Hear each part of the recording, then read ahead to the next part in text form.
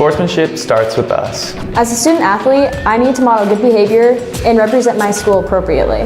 That means respecting my teammates, coaches, opponents, the officials, and fans. If I do that, so will others, and being a good sport becomes a way of life. To all of Iowa's student athletes getting ready to compete, remember, sportsmanship starts with us.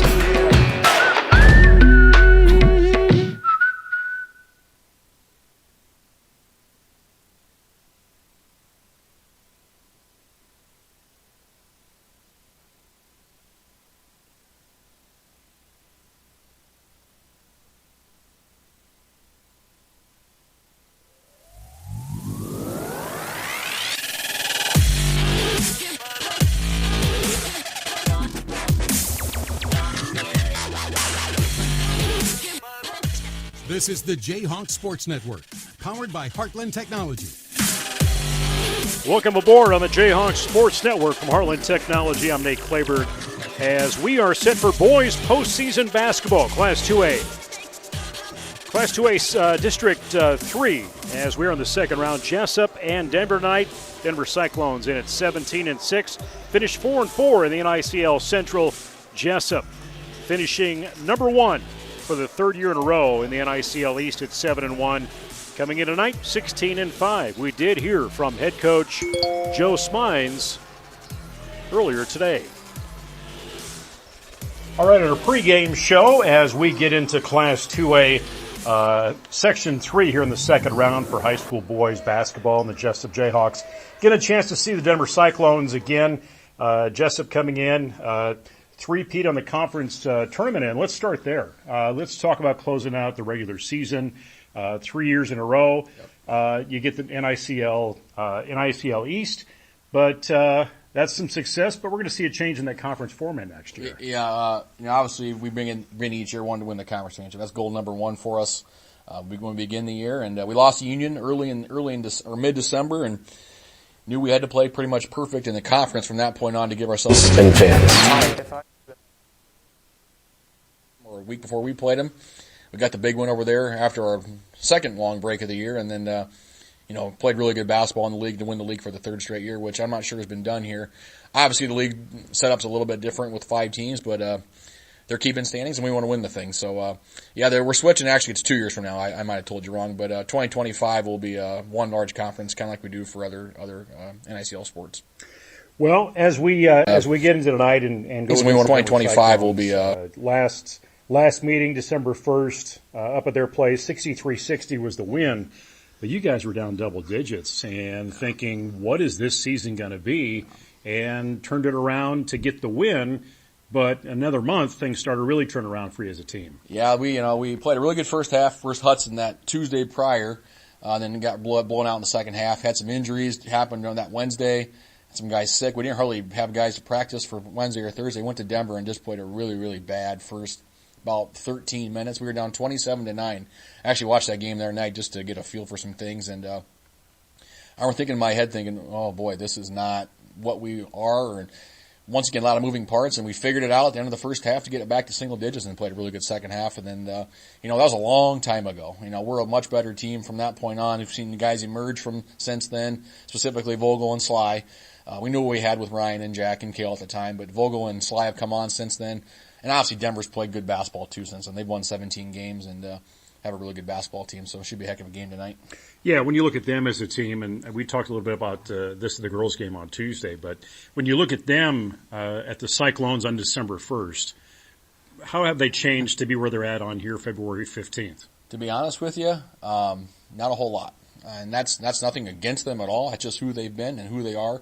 It's Kyle Mathias does a good job for them. They've won a lot of games over the last 8-9 years. They do what they do. They want to get them down the floor.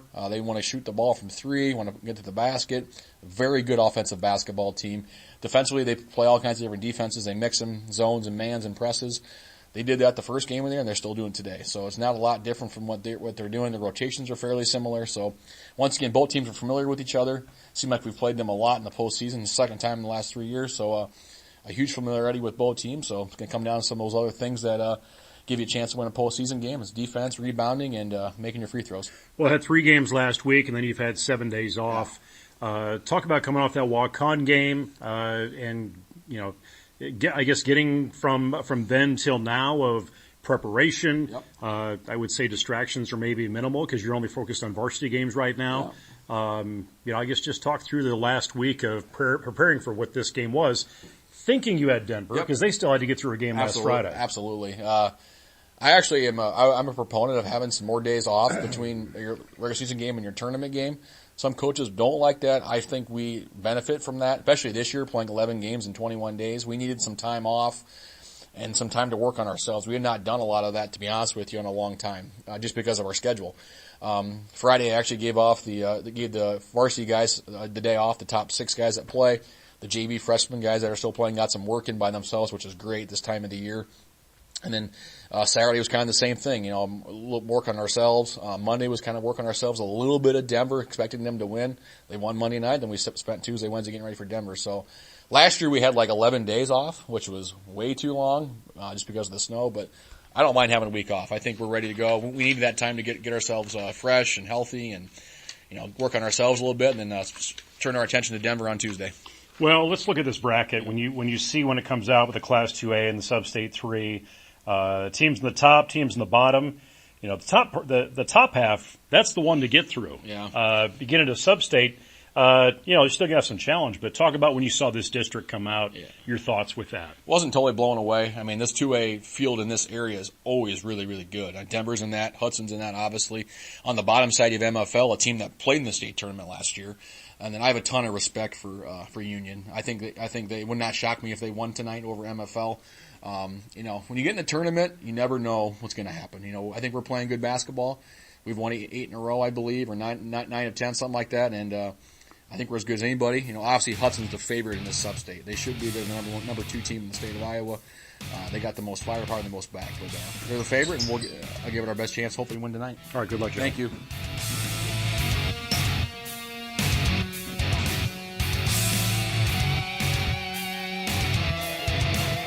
All right, we are set for high school basketball. Heard from the coach.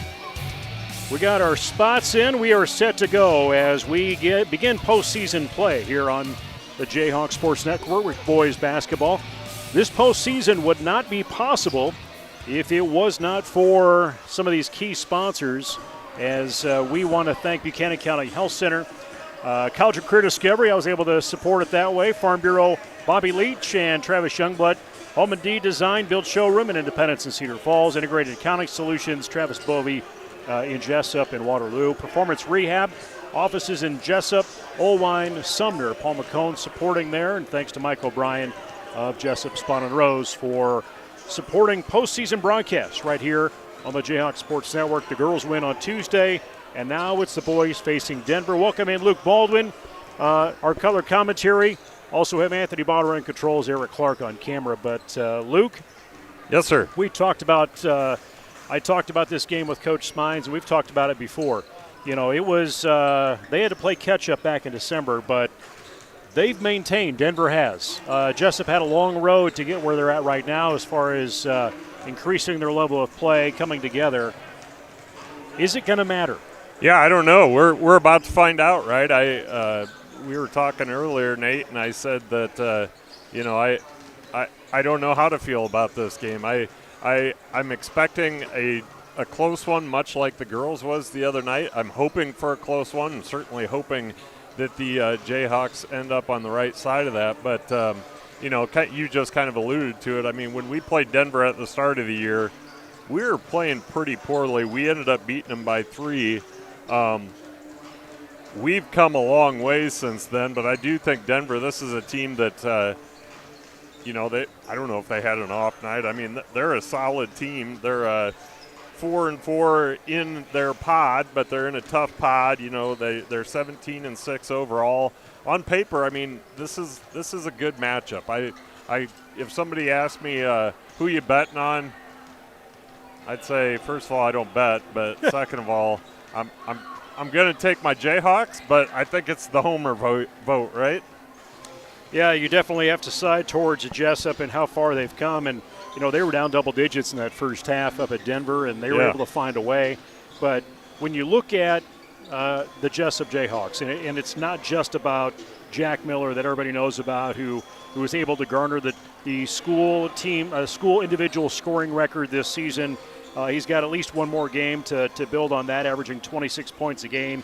But you've got Ryan Treptow, you've got Lionton Vogel, you've got Cale Shizzle, you've got Madden Sly. You can bring in Tyler Nolan if you need to. People get hot, and things can change. We saw that Tuesday night with the way Hudson was with their three-point shooting and the girls' end of things. Yeah, for sure. And, it's no surprise to anybody when I say Jesup, they live and die by the three-pointer. I mean, they gun all game long. And I want to say, that's going to determine the outcome of this game. If Jesup is on from the perimeter, we probably win the game. But the second piece of that is we have to do other things besides that. We can't just get a guy in space, fire up a three. We got to roll off screens. We got to set strong picks. We got to box out. We got to get down on defense, shut down the middle, the lane against Denver. There's a lot of things outside of making that three ball that Jesup's going to have to do to come out of here.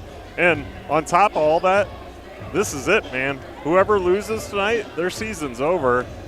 So both these teams, they're going to be fighting for their life. It should be a good game. I hope it's a great game to watch. Under a minute until we get the starting lineups going here on the Jayhawk Sports Network. Again, from Heartland Technology, being glad this will be our official last home broadcast of the winter season. And we'll see what comes next. We always wonder about that. We always talk about doing baseball and softball. Oh, we'll have a broadcast of the Grand March is what Anthony's trying to tell me. Oh, yeah. We'll have that for you streamed, and graduation, of course, for those that qualify. We'll have that for you here as well. So Luke and I will not be commentating on graduation or after prom. I'll be announcing it, but that would be something if we did. Oh, well, what's she wearing, Luke? Is that Louis Vuitton? We actually joked about that last year. I do think there might be an avenue for that. No, I don't think we want to. I feel like we need to bring in maybe a female voice into that. Yeah, I don't think we want to critique looks, but there may be something, Or wow, I can't believe she went out with him. Yeah, Or wow, interesting choice. Yeah. Senior going freshman. Hey, whatever you need to do. Anyway. We're going to turn things over to Dan Fox, who's starting lineups here in Jesup. District final and play the winner of Hudson Sumner Fredericksburg at Waterloo East on Tuesday, February 20th. Jesup High School proudly supports and practices good sportsmanship by supporting your team, respecting the abilities of the opposition and the decisions of the officials. You can create an environment that is reflective of the community. Be a class act. Be a good sport. Be a winner in the game of sportsmanship. Please welcome tonight's game officials, Jim Prouty, Robert Clayberg, and Chan Engel.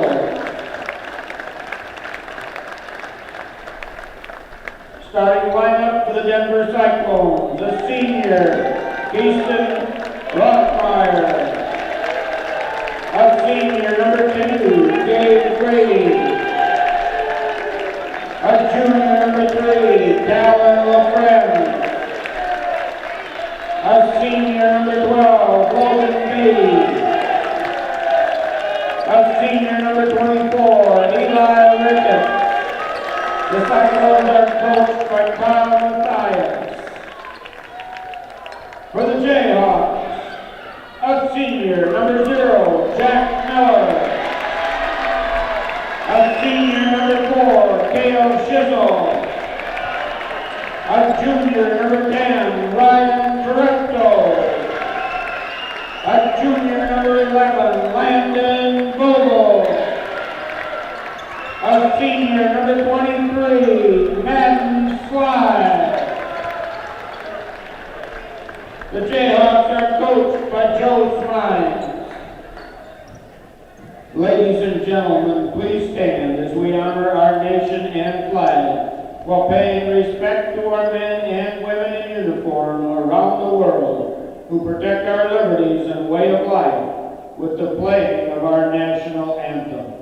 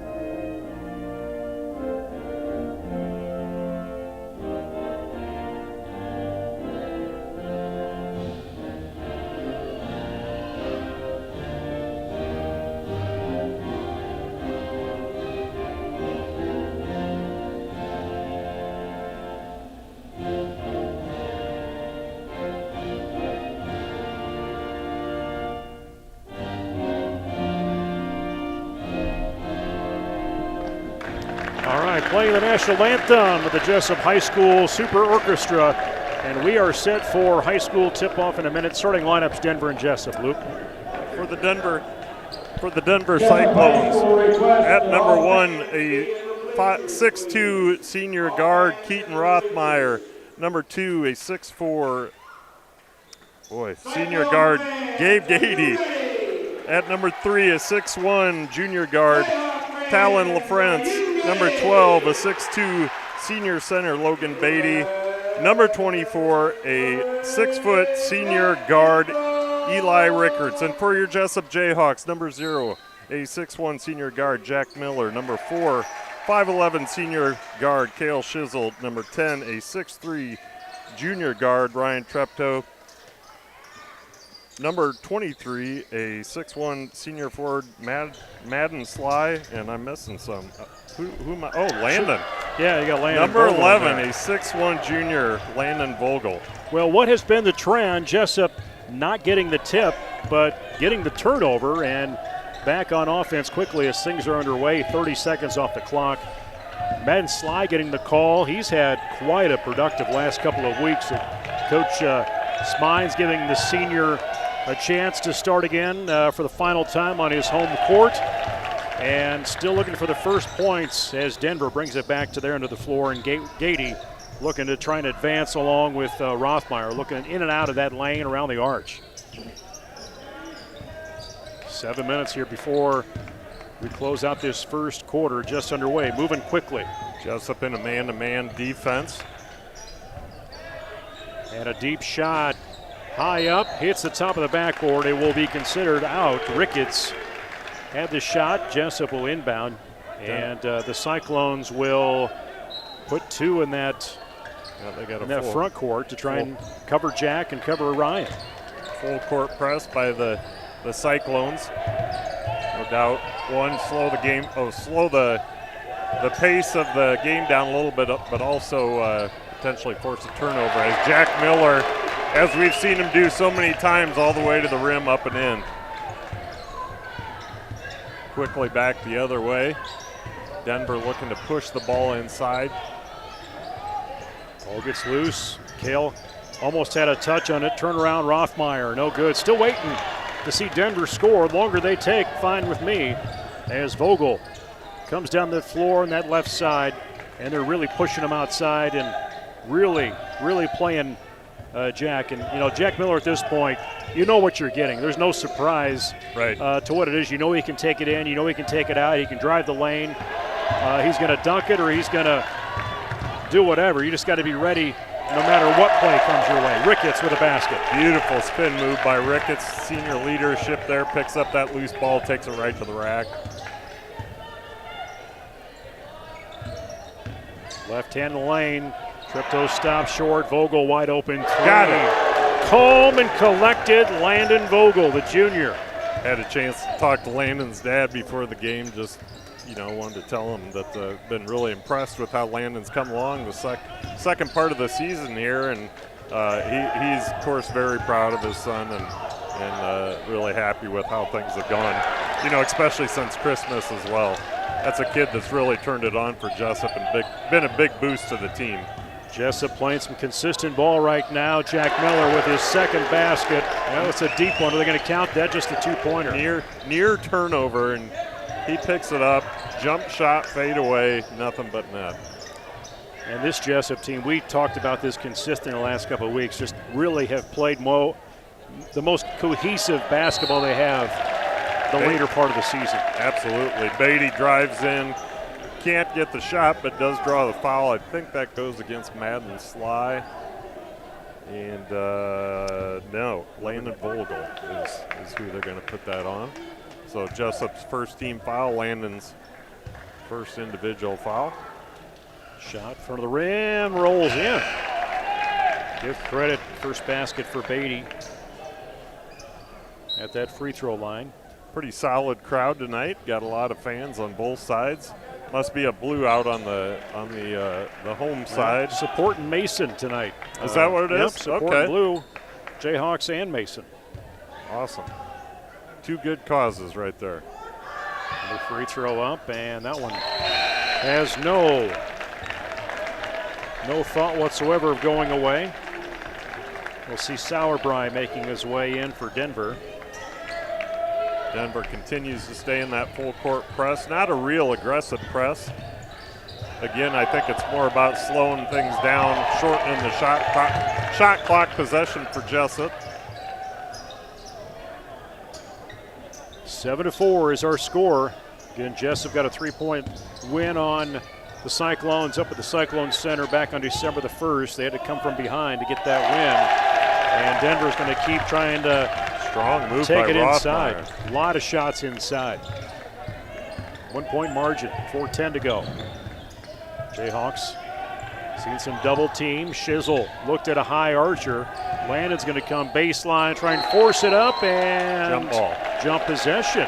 Yeah, I thought that looked pretty clean. That's going to turn over to, no, that is going to stay with Jesup.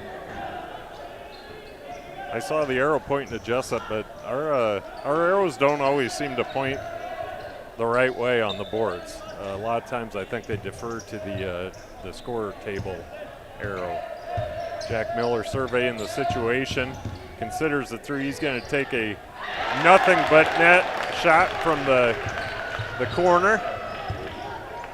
Take us up to 9. The elbow, if you will. He will get that rebound. He's going to slow things down a little bit, but didn't have eyes in the back of his head. His defense kind of laid back a little bit. That's an uncommon steal Very from uncommon. Jack Miller. I don't think he even knew there was a guy behind him, and somebody else out there has got to alert him to that. Nice cut by Landon Vogel. Oh, in and out.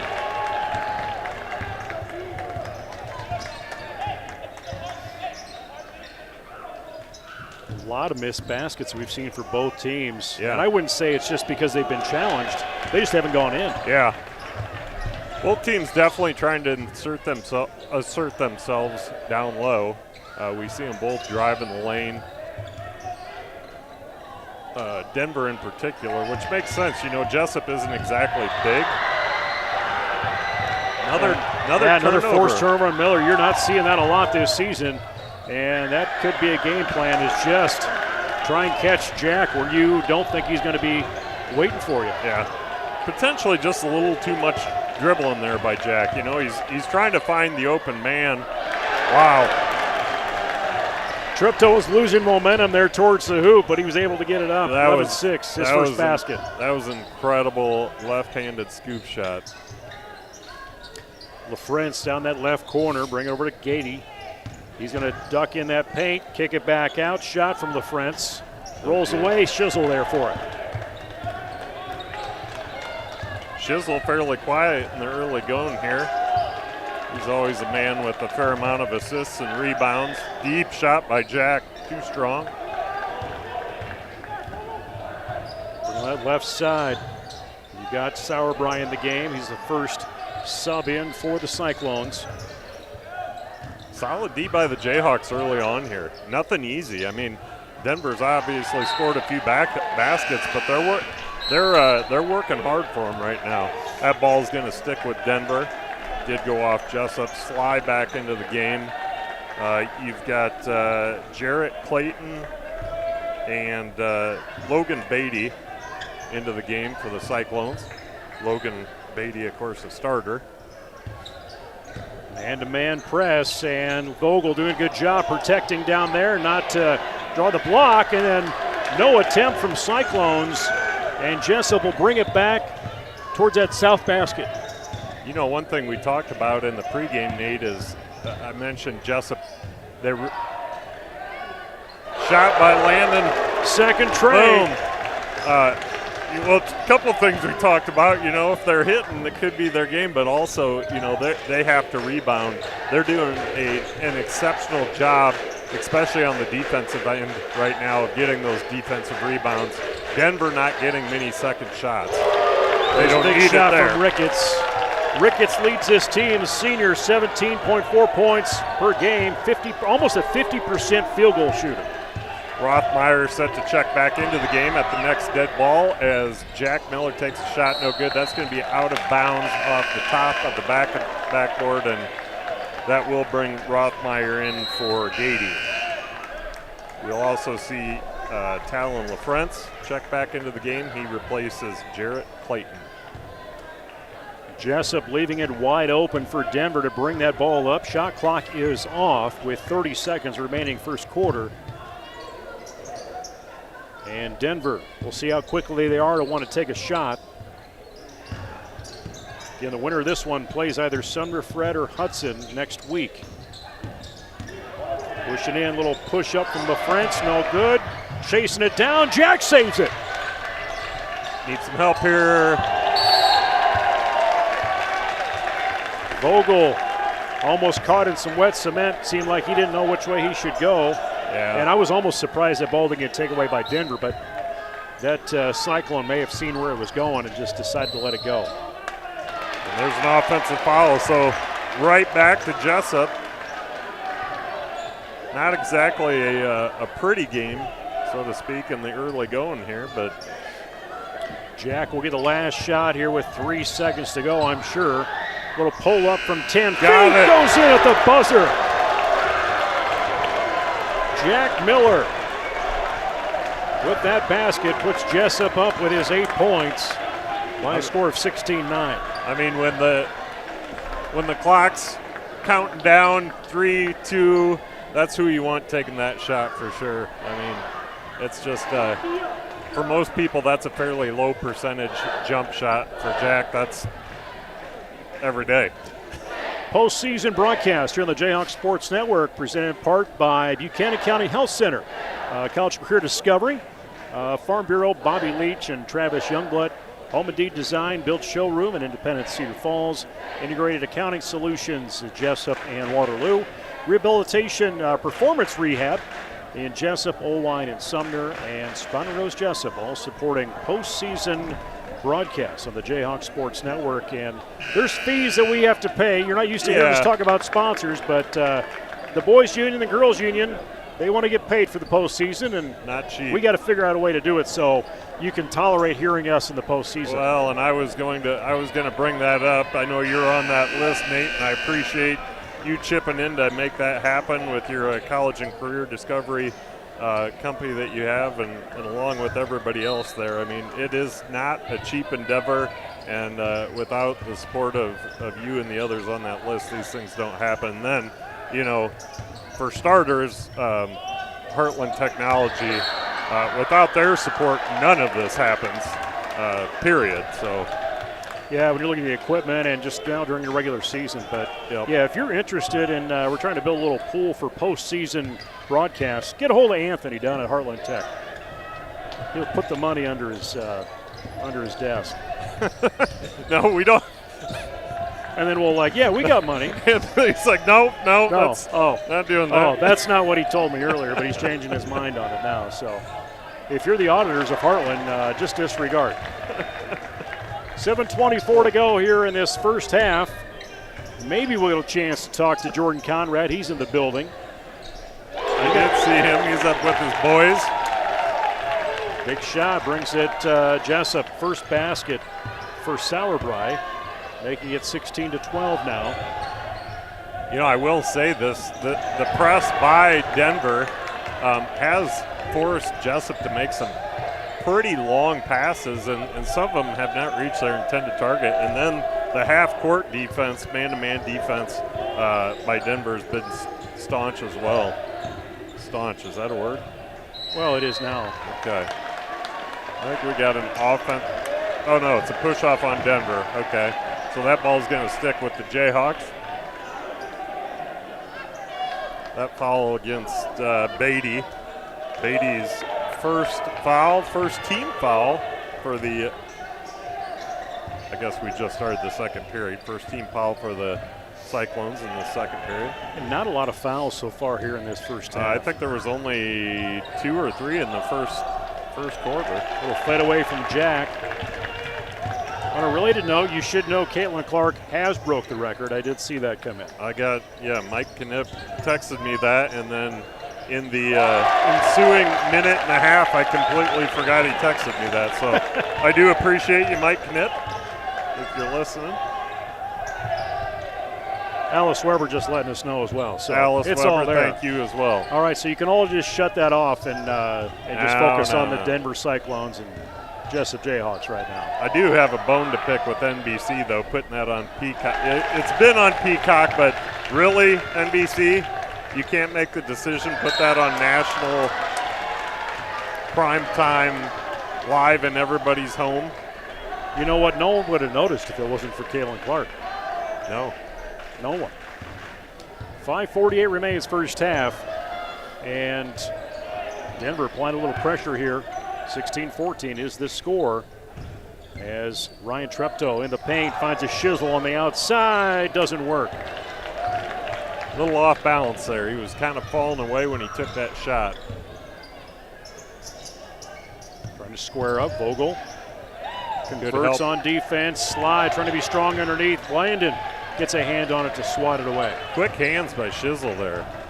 Nice help defense, and then he turns around and picks up the steal. No good by Jack Miller. Shizzle will try a three. Shizzle has yet to score in this game, and a whistle was blown. Jesup just kept trying to find it, and let's see if Treptow can get some points in this way. You know, Jesup there is a little bit like what we saw out of the girls last night or I guess this is Tuesday night a couple times, where you saw them miss a three and then they fire up another three and another three, and it's like, hey, let's set something up. Try to get a higher percentage shot real quick here. Machine gun threes. Yep. 17-14. Ryan Treptow. And nobody wants to hear the old man Baldwin talking about high percentage shots in this day and age. The three-pointer apparently is the high percentage shot now.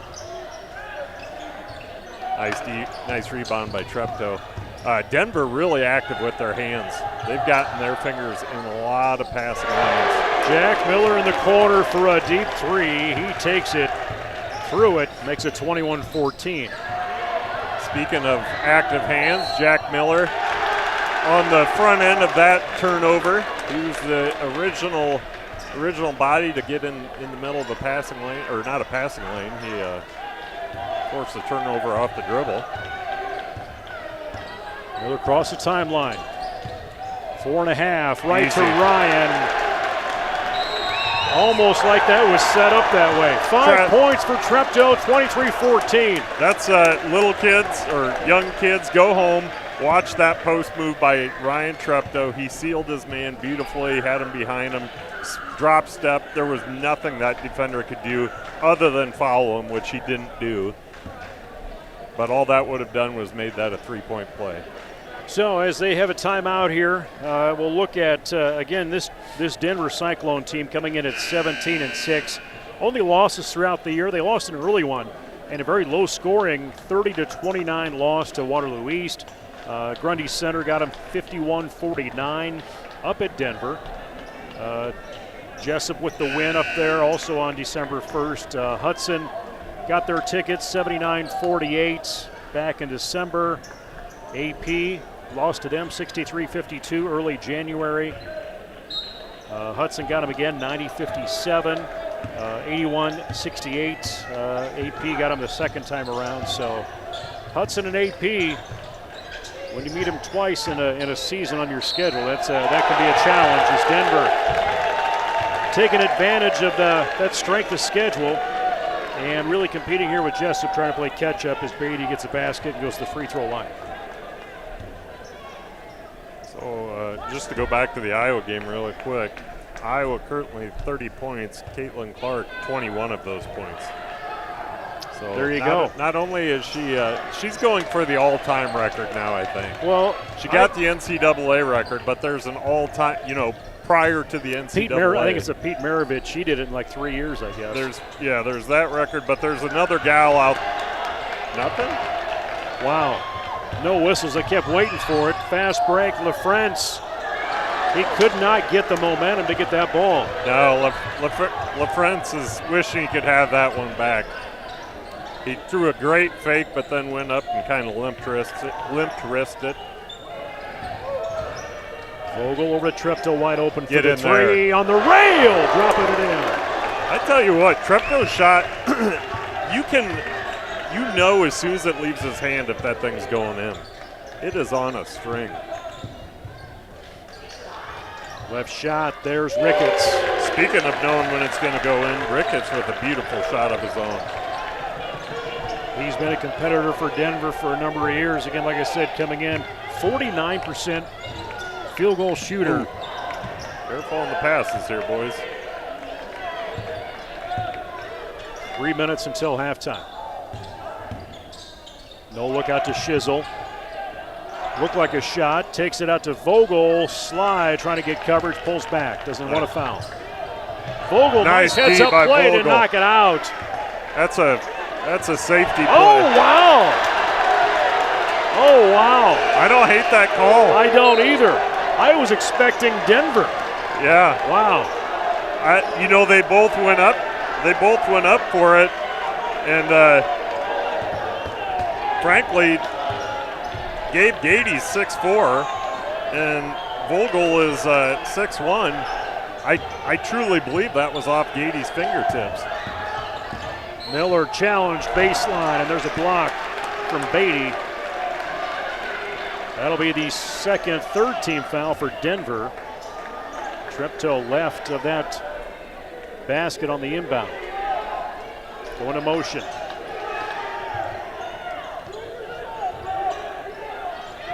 Sly looking for his opportunity down low. Jesup really struggled in the paint early in the season, Luke, trying to find who was going to take that number 5 spot, who was going to really work into that. Sly, I think, was still trying to figure it out, but in the last few weeks, he's found some strength down there. Yeah, you know what I think he's found? I think he's found confidence. He's been able to do what he's done the second half of the season the whole time. I think he just finally decided, hey, I can do that. That's a good call. There's a lot of body there by Treptow. Funny how that confidence can do some things for you. Yep. Foul there. Jesup, however, is in the bonus now. The next time Denver does foul the Jayhawks, send them to the free throw line here with the new rule. This free throw from Gady.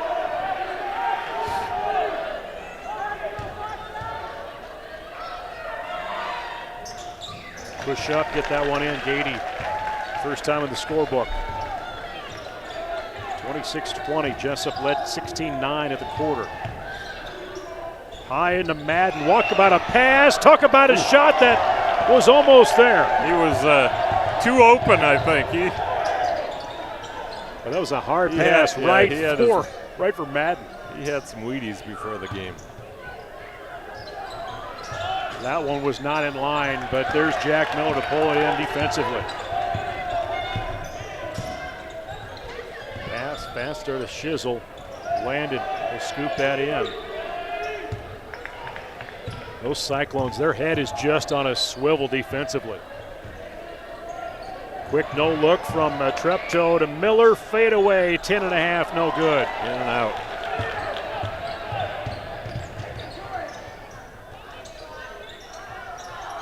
Gady, 3 no good, rebound Shizzle. When you watch these guys pass, and there was, a couple weeks ago that they were really humming along. I think it made them in the Columbus game.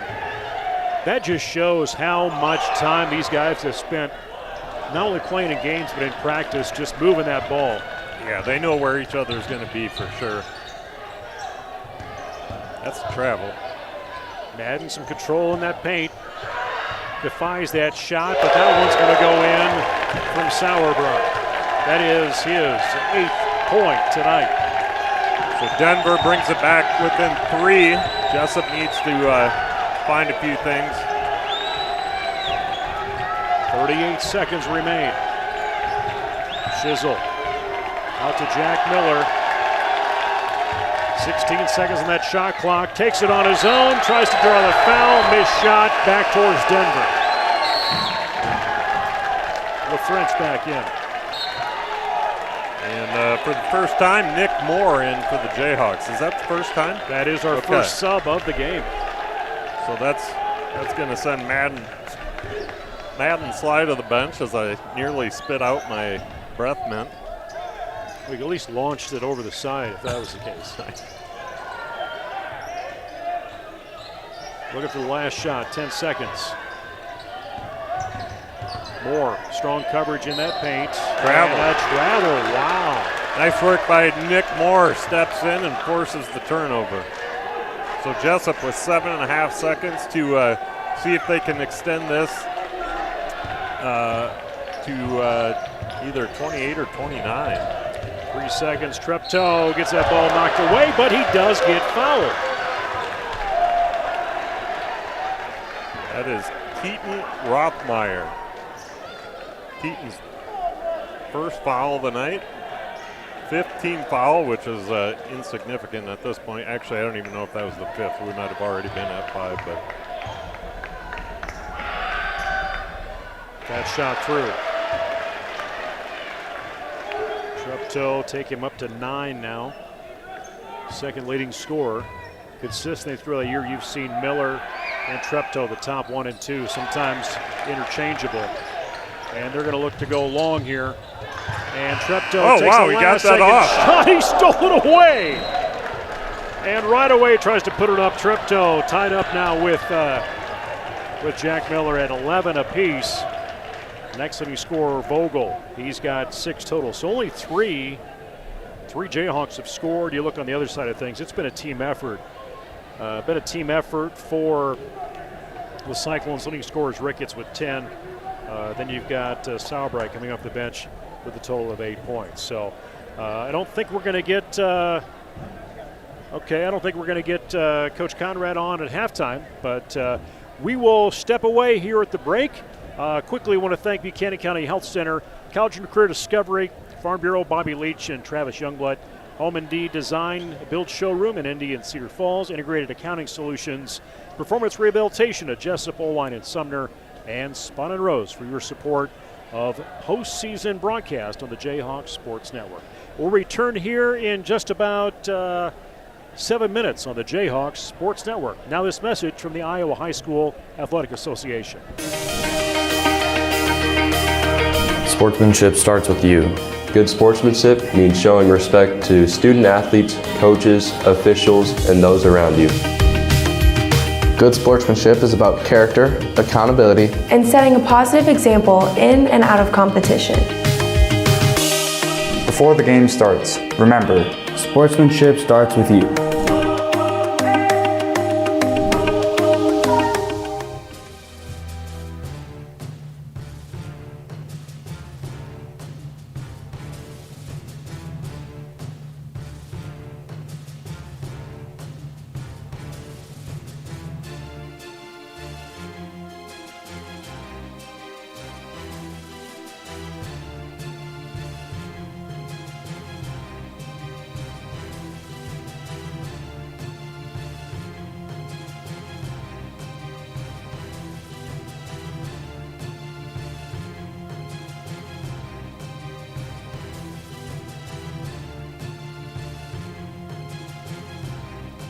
Explaining his stuff to me. He said,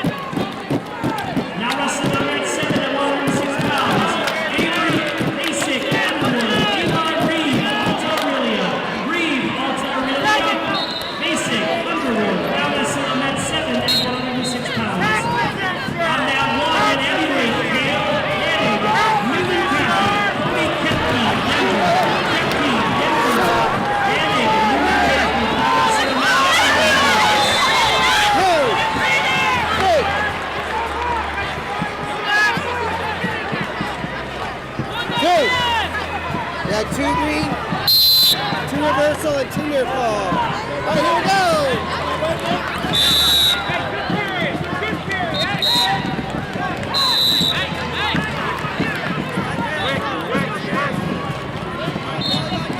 Now let's sit on that one at 106. Hunter Hodina, DGM Brooklyn, Kingston Kerrigan, Riverside Oakland, Kerrigan, Riverside Oakland, Hodina, DGM Brooklyn. Now let's sit on that one at 106 pounds.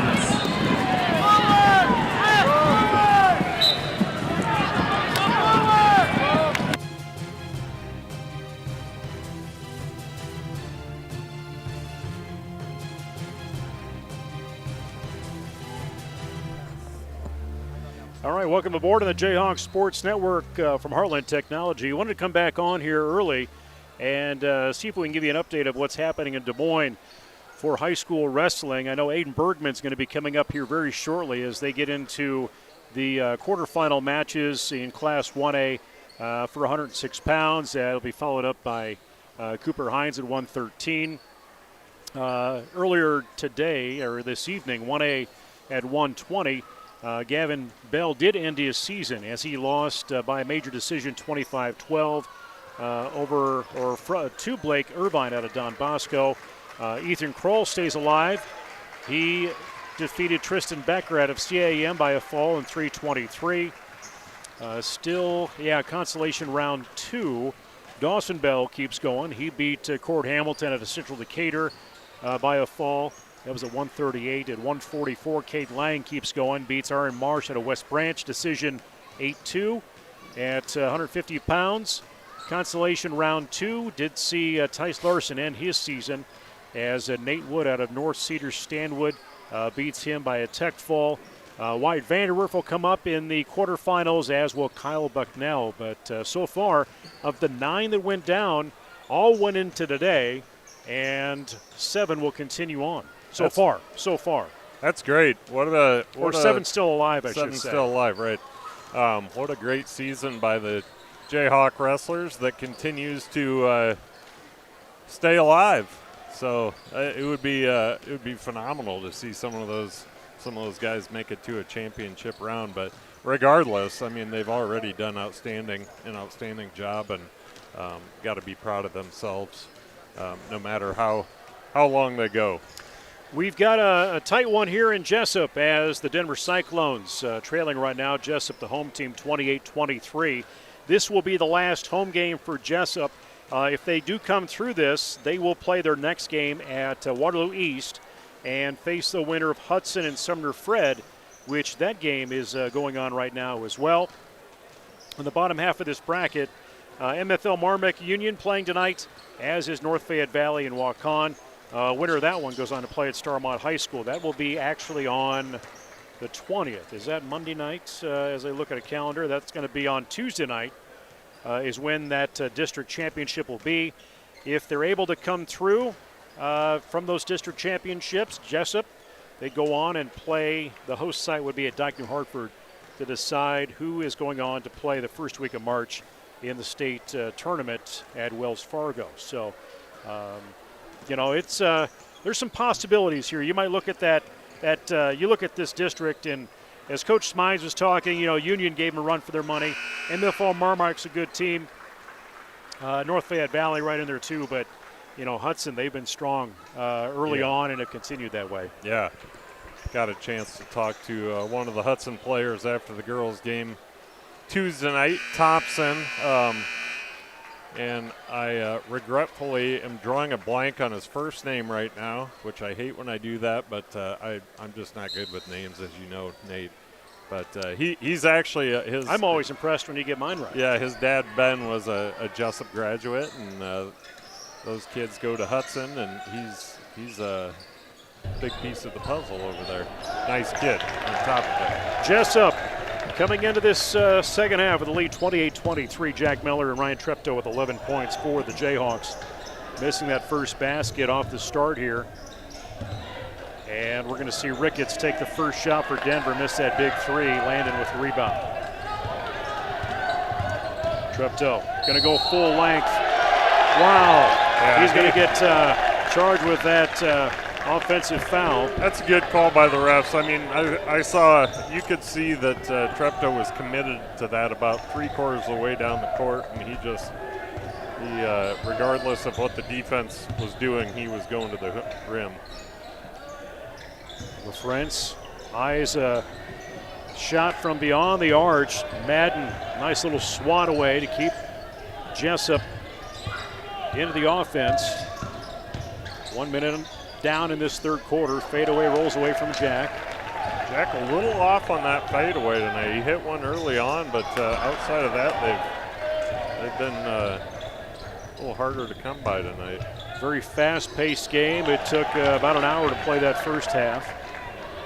Geez, it took about an hour to play the whole game Tuesday night with the girls. That was a fast-paced game.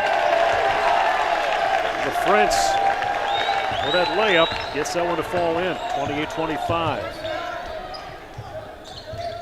Shizzle, cross paint. No look to Treptow, looking for an outlet.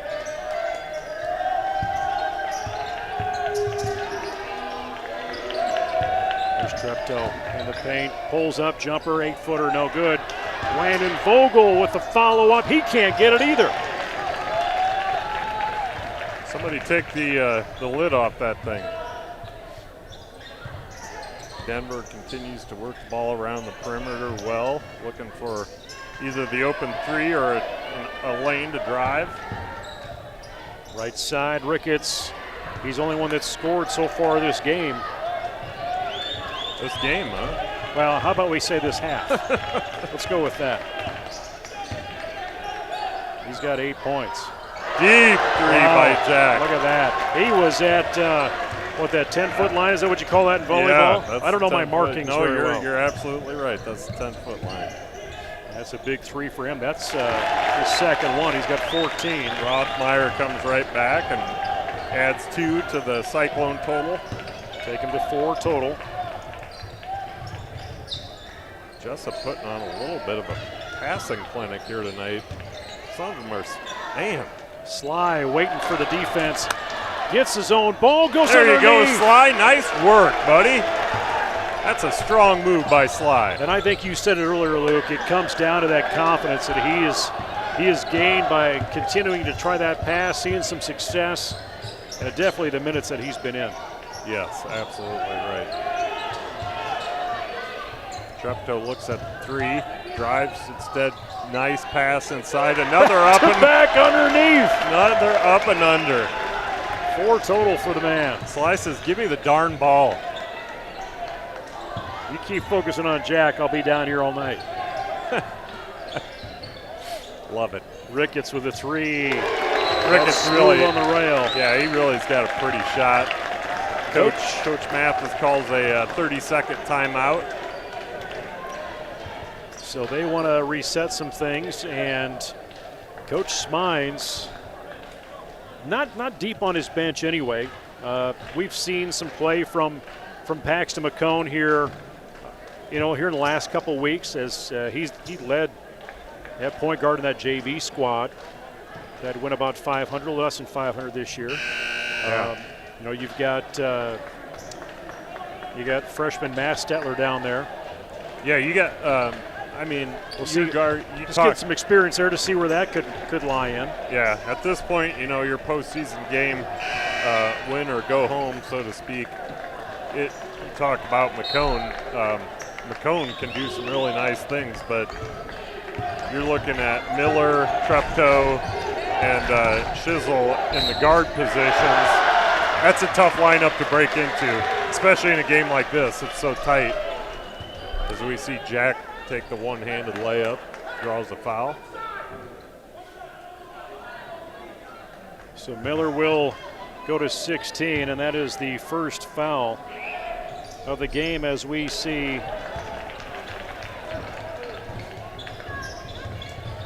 Matthias in.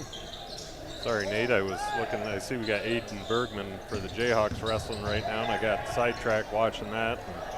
Forgot we actually have a job to do here. The ball is all over the rim for the Cyclones, does not drop. Treptow 3-point, nothing but net. Ready to go, Aaron. Take him to 14. Coach Smine's quick timeout. See Dave Kathy Sabers in the corner. Dave's fired up. He's on his feet cheering.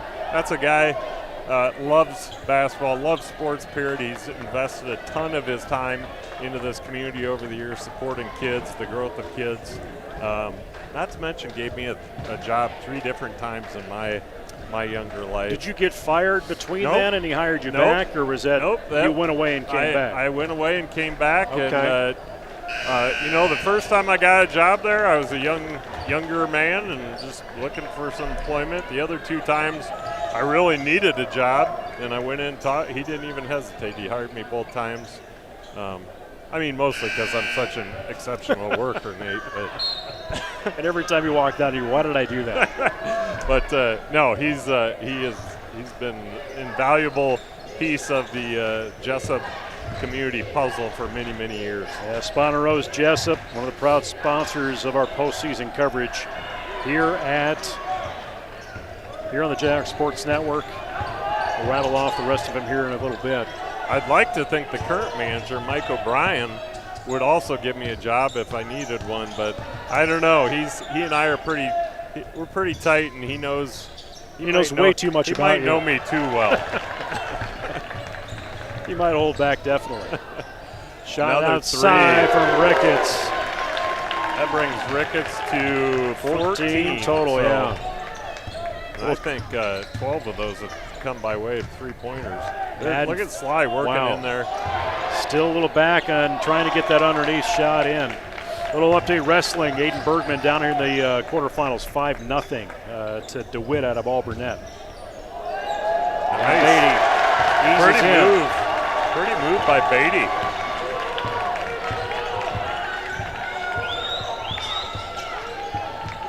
And out of the legs, Jessup's Jack Miller sees that one knotted away, and we've not seen too many turnovers come from Jack Miller this year, and Denver really focusing in on trying to force those. Yeah, not to be overly critical, Nate, but I do think each time one of those has happened, he's doing more dribbling than he typically does, and sometimes you just gotta accept that it's not open right there.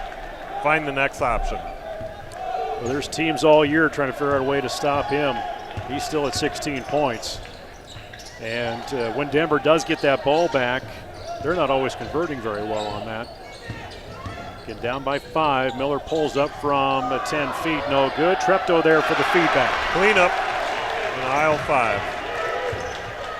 I don't know why I said aisle 5, but that's the aisle. It works, yeah. Aisle 10 you could have said with a number, but that works. Next time. Ricketts, little delay, goes up, goes in. Here to the free throw line on that shot. I didn't see the contact there. Miller was definitely up and in the vicinity, but I didn't see him contact. Clearly he did. There wasn't much argument from anybody down below us.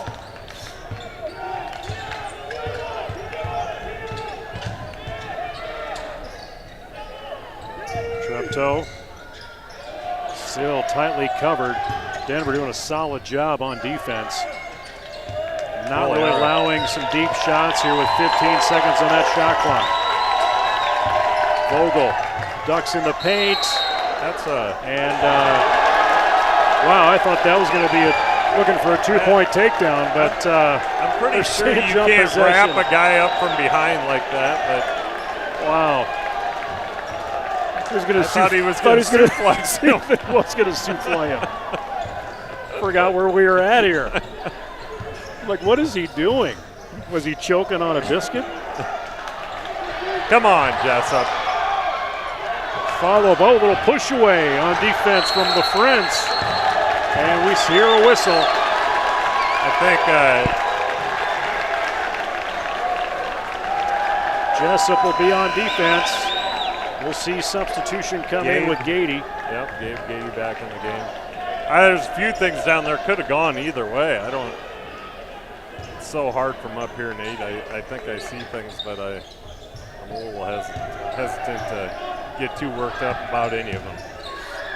The Friends finds a 9-footer rebound from Ricketts. He puts it back in.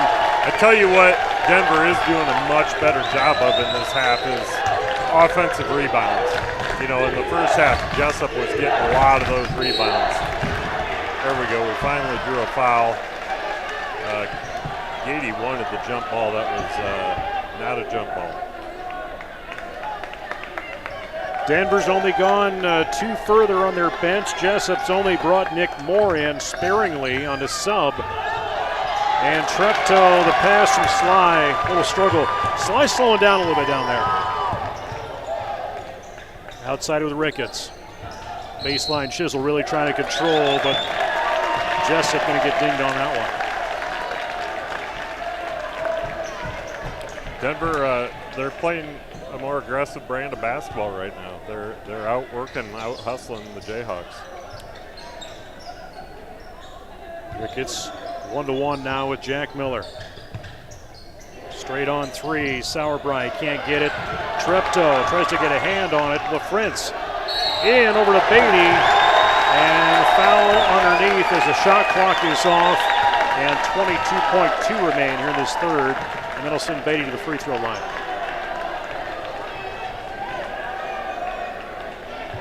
This is the Jayhawks Sports Network from Heartland Technology.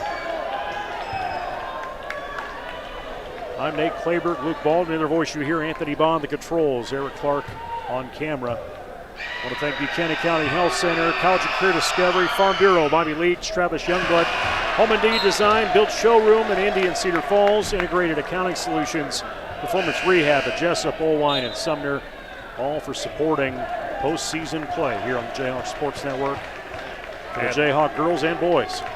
Madden Sly out. Moore in, Nick Moore into the game. And after the free throw here, if it goes in, we're going to see Jarrett Clayton come into the game. And we will now. Nice block by Miller.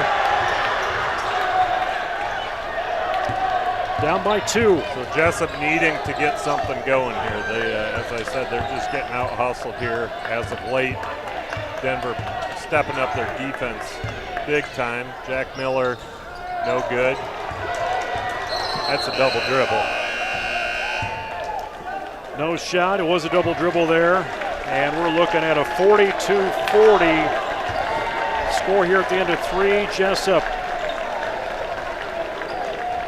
getting outscored 17-14 in that third period to bring them where they're at right now. Cooper Hines on the mat right now for Jesup at 1:13, just underway here in the first period. He's scoreless against Samo out of Waco Wayland. So we're keeping an eye on wrestling in Des Moines tonight. If you're just joining us, haven't followed wrestling much, we said 9 down, record 9 down to State. Finished in, I think, team score 4th place at the end of the day yesterday in 1A. Yep. And still have 7 alive so far. Yeah, I think it went Bosco, Hinton, Alburnett, and then Jesup. So it helps when you get some pins in those first rounds and get some extra team points. And I think it's about a total of 4 points when you get that fall. But we're doing basketball right now. Jack Miller and Ryan Treptow battling back and forth for the lead on the Jesup side. Not on purpose. It's just happened to be that way. Both with 16 right now. But Ricketts has 19 for the Denver Cyclones. Ricketts really a nice shooting night, which is not uncommon for him. He's he's above his average quite a bit actually. Nick Moore could get anything going, and Jack Miller interrupts his shot. Did we see a whistle? Yeah, Jack is going to get dinged for his second personal. That's a bad call. I will not hesitate to say that. I don't believe Jack touched him. I think Gady threw that ball off the bottom of the rim. So they'll send Gady to the free throw line.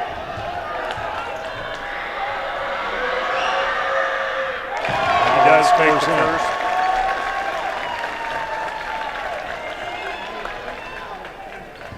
I will also not hesitate to say that I could be completely wrong, given my poor vantage up here. But it's been rare. 3 points for Gady. Tied it up at 42. Miller out to Vogel, who had the first basket of the game. Denver back with it. Chance to go ahead. Jesup playing some solid defense, just could not prevent that from going in. 6 total now, and I wouldn't be surprised if Spahn is thinking about a timeout here as Jack Miller hits the back of the rim.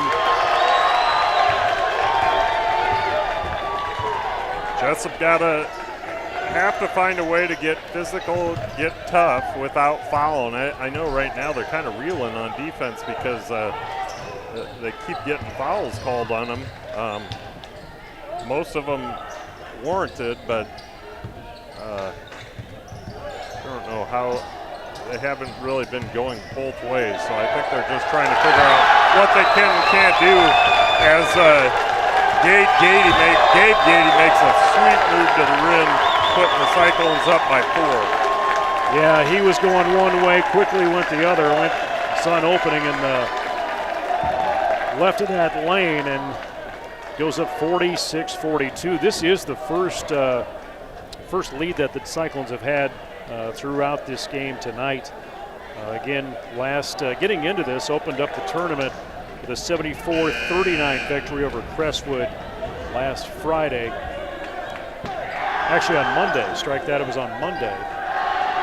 But again, coming in at 17-8, Eli Ricketts edging 17.4, sitting at 19 right now. Talon the France, 14 points per game.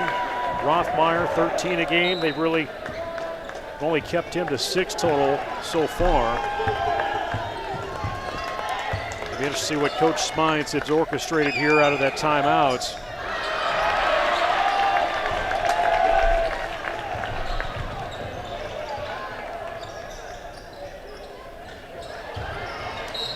Fighting to that line, little foul, and that's going to be a foul on Gady. Okay.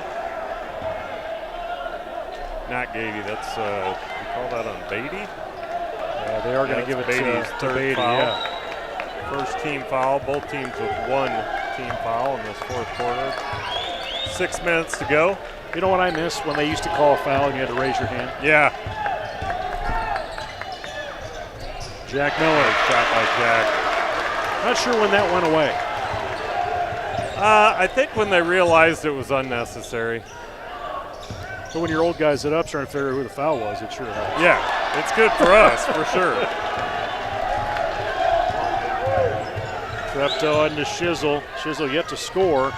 Vogel had a big 3 to start the game. Shizzle sees a double team. Miller's going to pull that back. 20 seconds in the shot clock.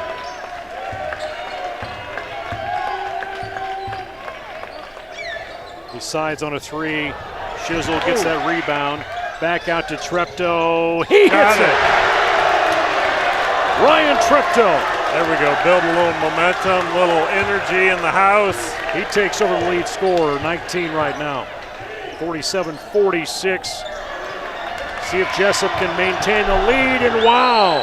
Come on, dude. Both they're saying comes off of Treptow, although it looked like he got hacked a little bit. Yeah, I was like, am I just a homer calling for fouls that aren't happening here? Timeout wanted, full timeout wanted, I believe, by Denver and head coach Matthias, as everybody will come to that sideline. Seniors on this team: Jack Miller, Tyler Nolan, Cale Shizzle, Madden Sly, and Ethan Crow, all moving on after the completion of this season. Not done with school. Not done with school. No. As much as many of them would probably like to be done with school. Still got to get through that. And there we go. We got our student section is fired up. Good showing tonight. You know what has impressed me this season? The showing of the middle school kids. Yeah. Have come up for they don't mess for around. ball games. You know, here's the thing you may not remember about middle school kids. They do like to socialize with their own kind. When does that go away? That's a good point. Fair point. At some point? I I don't know. You get older, you decide who you want to hang out with. Yeah. In middle school, you kind of get they're most comfortable in groups. 47-46. Do or die here in this last 5 minutes. And fade away from Gady. He's at 7 total. One team foul apiece.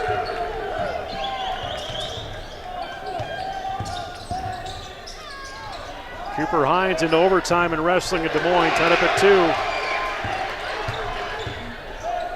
Treptow just kind of eased towards the basket, not enough momentum.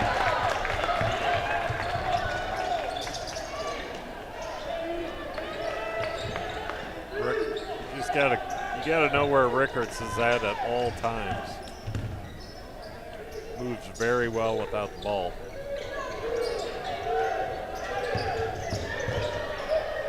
And in Vogel trying to play some strong defense in that paint, but Ricketts keeps challenging Jack Miller. Total 21 points. Ricketts wants to win. You can see it. He's determined. He's a senior. Yeah, he he's a senior. He wants to keep playing. Second overtime for Cooper Hines in Des Moines at wrestling, and Landon Vogel off the rim, no good. Man. Live by the 3, die by the 3, Nate. I think we said that earlier. Denver slowing things down. They got that 3-point advantage, and the opening doesn't go for the Prince. He kind of hung about waiting for it. Miller eases off that board. Use that backboard, the coach says. 20 for him. Open three. No good. At the time, bounces right into Jack's hand. It might have been the easiest rebound Jack had all season. Ricketts covering Shizzle, and there's Treptow. Looked like he got hit on the elbow. In and out. 3 minutes. 3 minutes here in Jesup. Postseason basketball. Winner moves on to play the winner of Sumner Fred and Hudson at East on Tuesday. Underneath good, Nick good Moore. Look.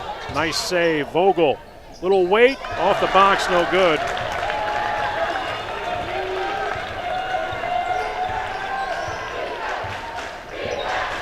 Just a battle, Nate.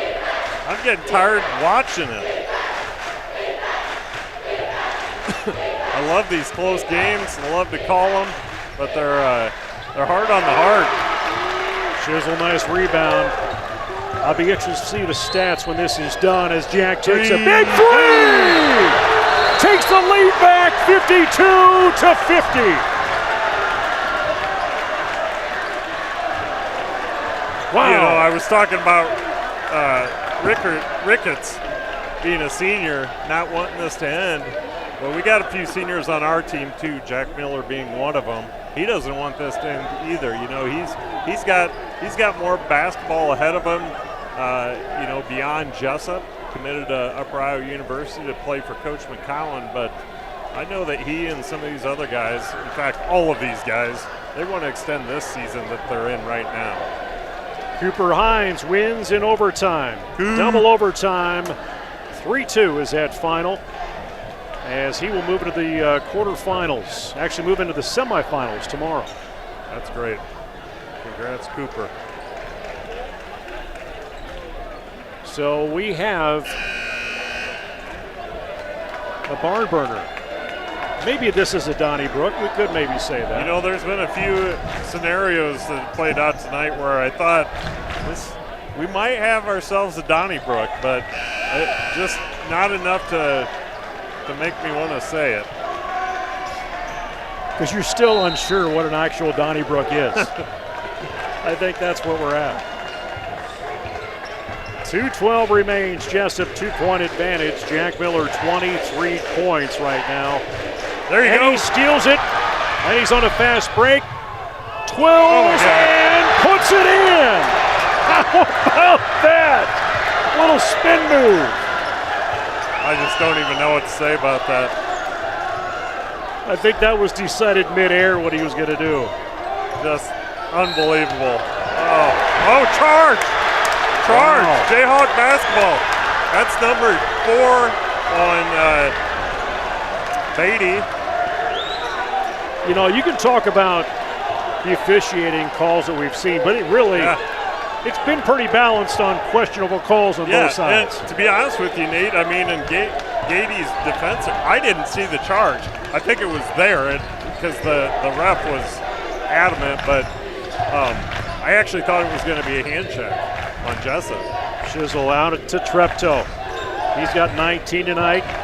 Now Madden, flick out to Landon, coming baseline, double team, kick back to Madden from Landon, and they are full on that press, and there's a fast break. Coverage by Treptow. It's clean, and wow. Treptow maybe just he tried. Brushed him with the hair. Yeah.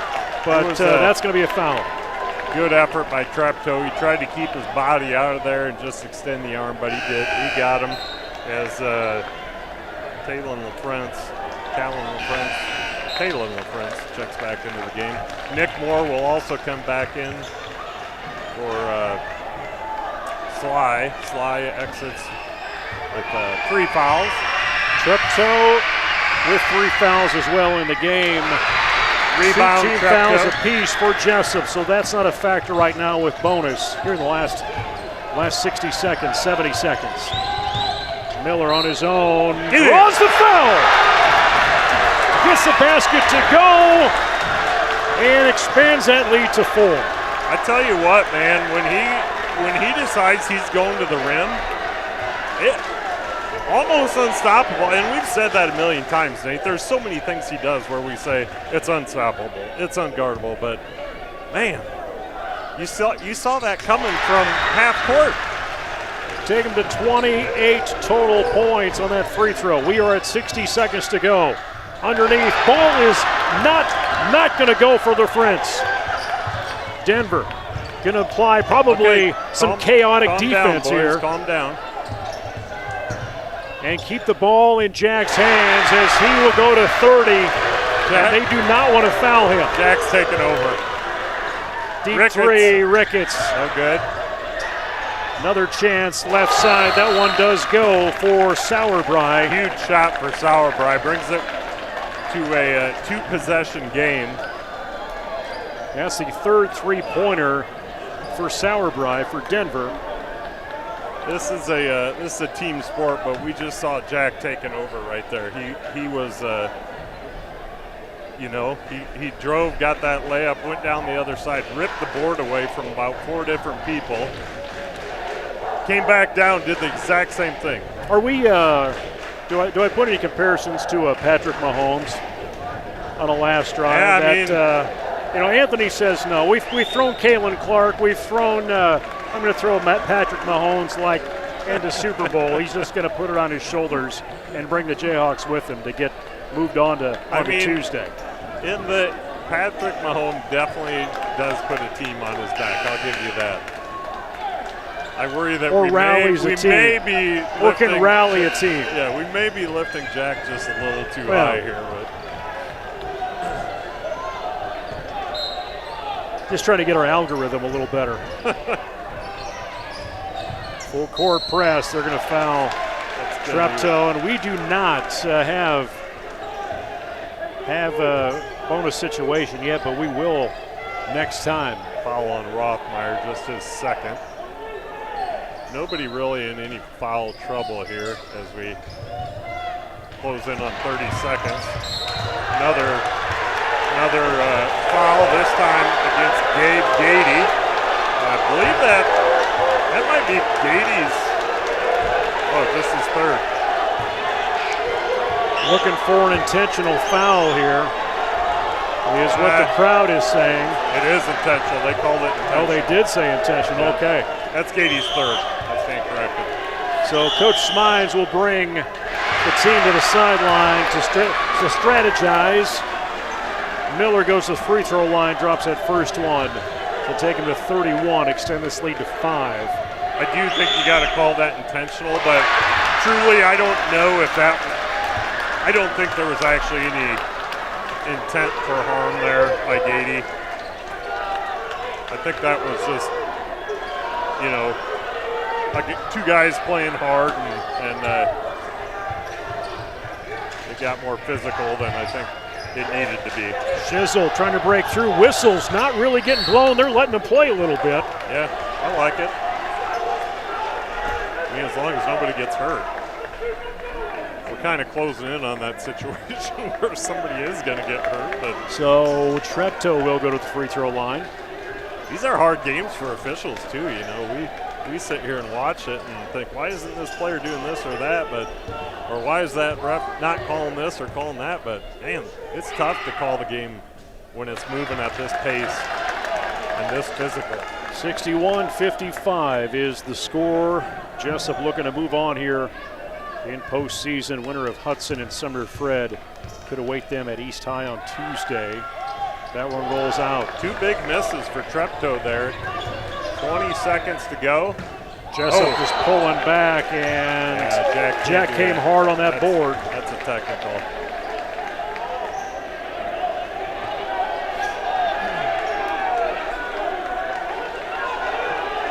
I don't think he's going to get away with that one. So he'll try to talk his senior out of that one, but they will. Jack knew it as soon as he did it. They will move out, give a chance for Ricketts to shoot free throws to tighten it up 61-55 on a technical foul for Jack Miller. Jim's getting loud, Jayhawk noise. Ricketts to get the first one. Never mind the fact that Jack's hand was 3/4 of the way up the backboard. I was hoping it wasn't his head that hit it. I was watching a highlight the other day. Some kid, I don't know what college it was, he went up and he dunked it and slammed his face into the backboard. And you can't help but laugh and then feel bad about laughing. Deep shot from Sauerbrei. That's his 4th three-pointer. It's a 61-60 game all of a sudden. I think Talk about a change of events. You got to put some time back on the clock there. I think there was a whistle before the clock actually got stopped. I'm guessing somewhere in the 14-second range.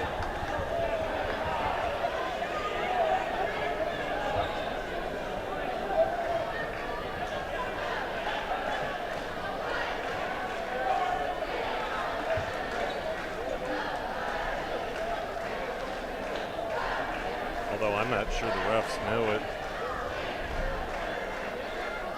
Running it back there, Nate. If I can get it tight enough in there.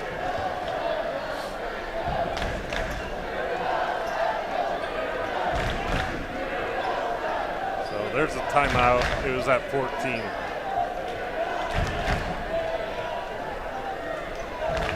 Yeah, that just kind of kept. What did he decide? So they're going to. Looks like maybe they're going to put.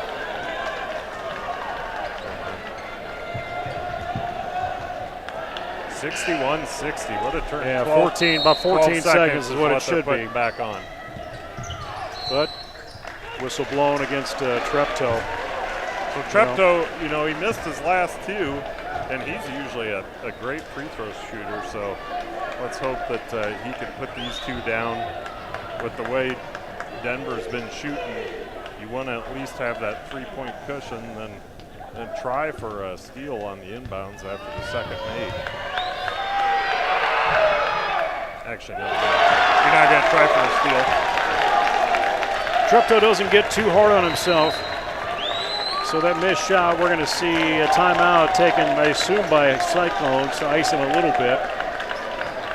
So they'll come to the sideline here and try and get a chance to orchestrate something. I want to thank girls winning on Tuesday against Hudson in postseason play. We'll move on to play at 8 p.m. on Tuesday of next week in their postseason. And then tonight with Cyclones in town. I want to thank Buchanan County Health Center, College and Career Discovery, Farm Bureau, Bobby Liebsch and Travis Youngblut, Home and Design Build Showrooms, Integrated Accounting Solutions, Performance Rehabilitation, Jesup Olwine Sumner, and Spahn Rose Jesup.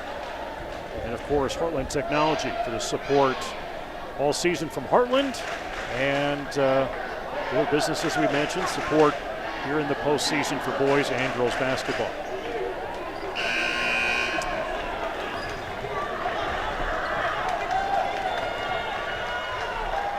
All right, Mr. Treptow, let's go ahead and knock one down here.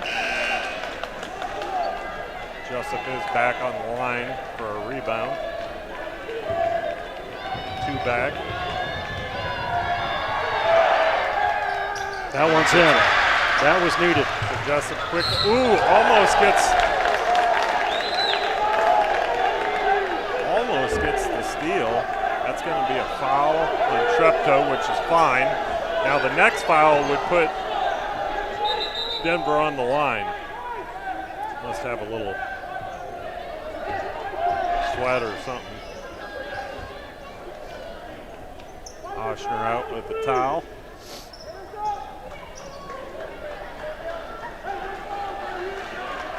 Being the good man that he is, Brennan Oshner. Hey, he got some floor time tonight. That's right, man. Does that count in the scorebook with a fraction of a second? 10-3, 10.3 to go. Looking for a tie or a win. Denver goes in, high off the board.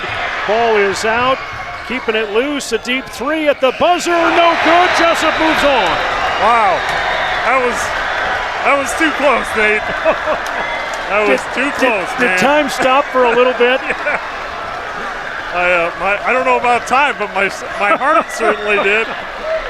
Yeah, I was just thinking, let it roll, and then he launched it, and I go, here we are. Oh, boy, what a game, man. 2 points. You know, the girls win by 2 Tuesday night, and here the boys win by 2 tonight. And so 5 points is all that separated these 2 games, or these 2 teams over 2 games this season. So pretty even fourth quarter. Again, the final 62-60. Both teams with 20 points in that fourth period. Leading scorer for the Denver Cyclones, who move on and end the season at 17-7. Hard-fought season for the Cyclones. Jesup gets Denver's number twice in the 23-24 season. Jayhawks go on to 17-5. Leading scorer for the Cyclones, senior Ricketts had 23 points, 16 for Sauerberry off the bench, had 4 3-pointers, 7 for Gady and Rothmeyer. But Jesup will play Tuesday night at East Waterloo. So Coach Joe Spahn, his squad, he only went one on the bench with Nick Moore, but it took 4 guys to score and win this for Jesup. But the guy that didn't score, I want to talk about him quick, Cale Shizzle. But he was so necessary tonight on the floor. Yeah, and that's kind of been Cale in a nutshell this season. Not that he can't be a scorer. He's been a scorer plenty of times, but that guy, he does so much away from the ball. With the ball, too, you know, whether it's assists, he's our leading assist getter or has been at times throughout the season. Gets a bunch of rebounds, just helps move the ball through that offense and gets it to those scores. Yeah. Beyond that, Nate, we came in here, we wanted to win, we won. Our guys get to move on. That Denver squad, that's a heck of a squad, and they've got some seniors on there that are hurting right now.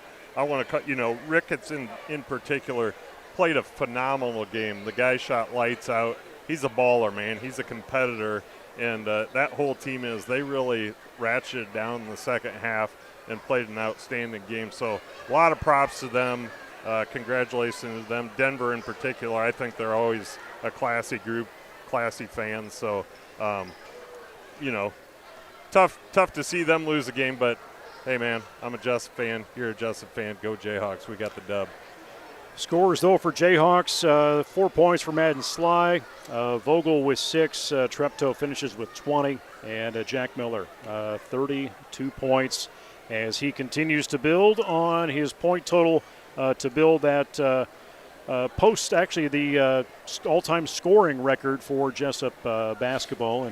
And he's got one more game at least to do that. But Luke, thanks for being a part of this again for basketball. Back at you, brother. I want to thank Anthony Baugh for all that he does up here for our controls and organizing some things. Eric Clark on camera. We'll be back. This is our final broadcast of the winter season on the Jayhawks Sports Network. But we do invite you, head over to Appleton-Parkersburg tomorrow night. Cheer on those Jayhawks against the Falcons with the girls' game, I think 7 o'clock on Friday. Then on Tuesday, we're going to try and take a contingent over to Waterloo East and see who that matchup's going to be. Probably be Hudson. I haven't seen the score yet, but these boys have been putting in the work all year. Get the victory tonight, 62-60 over the Denver Cyclones. For Luke Baldwin, as well as I want to thank Jason Pilcher for the help he's had this year on the headset as well when I've been on location, or Luke's been on location, or wherever he's been. Anthony Baugh, I want to thank him for his control work tonight and all he does as a producer of the Jayhawks Sports Network, and Eric Clark. I'm Nate Clayberg here from the upper patio in Jesup. Our final score again, boys win 62-60, move on in postseason play. You can watch this one again on replay, as well as other previous athletic events. Go to our Jayhawk Facebook page, as well as our YouTube channel. Thank you again to Buchanan County Health Center, College and Career Discovery, Farm Bureau, Bobby Liebsch and Travis Youngblut, Home & D Design, Built Showroom, Integrated Accounting Solutions, Performance Rehab at Jesup, Oline, Sumner, and Spahn Rose Jesup. This is the Jayhawks Sports Network from Heartland Technology, music courtesy of bensound.com. Go Jayhawks, and good night.